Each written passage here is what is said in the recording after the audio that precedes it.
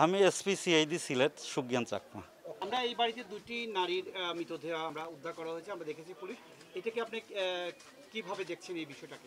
হ্যাঁ, আমরা সংবাদ পেয়ে এসেছি। আমাদের সাথে সিআইডির ক্রাইম সিন টিম এবং পিবিআইয়ের ক্রাইম সিন টিমও এসেছে। তারা মৃতদেহগুলো তাদের যে পরীক্ষা নিরীক্ষাগুলো করছেন, আর যে ঘটনাস্থল যে এখান থেকে 7 থেকে তারা ঝুলে আত্মহত্যা করেছেন সেই ঘটনাও দেখেছি আমি সব কিছু দেখে। তো আপাতত আমরা যেটুকু পেয়েছি সেটা হচ্ছে তাদের মধ্যে পারিবারিক একটা কলহ আছে। আর যে দুইজন মারা গেছেন, বড়জন হচ্ছেন রানী বেগম, ছোটজন হচ্ছেন ফাতেমা।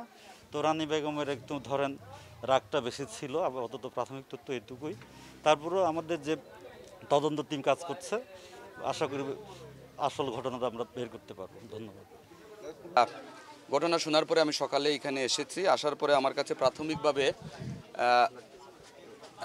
প্রাথমিকভাবে আমার কাছে এটি আত্মহত্যাই মনে হয়েছে, কারণ ঝুলন্ত অবস্থায় দুই মেয়ের লাশ ছিল। পরবর্তীতে আইনশৃঙ্খলা বাহিনীর সদস্য তাদেরকে এসে নামান, এখন ময়নাতদন্তের জন্য যাবে। আমি এখানে দীর্ঘক্ষণ থেকে আছি। ইনফ্যাক্ট তাদের পরিবারের যে বক্তব্যগুলো, এটি আমাদেরকে কিছুটা হলেও সন্দেহের তৈরি করেছে। এটা পরস্পর বিরোধী বক্তব্য, এবং সর্বশেষ যে বিষয়টি আমি জানতে পেরেছি সেটি হচ্ছে যে কালকে রাত্রে নাকি দুই বোন বাসা থেকে বের হয়েছে 7টার দিকে দা হাতে, এবং তাদের পাশের বাসায় চাচার বাসায় গিয়ে আশ্রয় প্রার্থনা করেছে।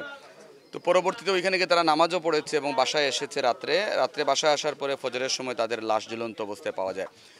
আমি আসলে এই মুহূর্তে এই বিষয় নিয়ে আসলে বলার কিছু নাই। এটি আসলে তদন্তের বিষয়, তদন্তের দাবি রাখে আসলে এই কথাগুলো, এবং লাশ ময়নাতদন্তের পরেই আসলে হয়তো বোঝা যাবে। আইন শৃঙ্খলা বাহিনীর সদস্যরা বলতে পারবেন যে আসলে এখানে কি হয়েছিল। বাট আপনি যদি আমাকে জিজ্ঞেস করেন যে আসলে বিষয়টি কি, আমার কাছে টোটাল বিষয়টাই সাসপিশাস মনে হচ্ছে। কে তাদেরকে মারতে চেয়েছিল, কেনই বা মারতে চেয়েছিল, কেনই বা তারা রাতে বাসা থেকে বের হয়েছিল, আবার কিভাবে তারা বাসায় ফেরত আসলো, এবং কেনই বা তাদের লাশ সকালে এইভাবে ঝুলন্ত অবস্থায় বাসায় পাওয়া গেছে। ওড়না পেঁচা ছিল, এবং যে জায়গাতে তারা আত্মহত্যা করেছে বলে প্রতীয়মান হচ্ছে সেখানের মাটির সাথে সেটির ডিস্টেন্সও কিন্তু খুবই কম।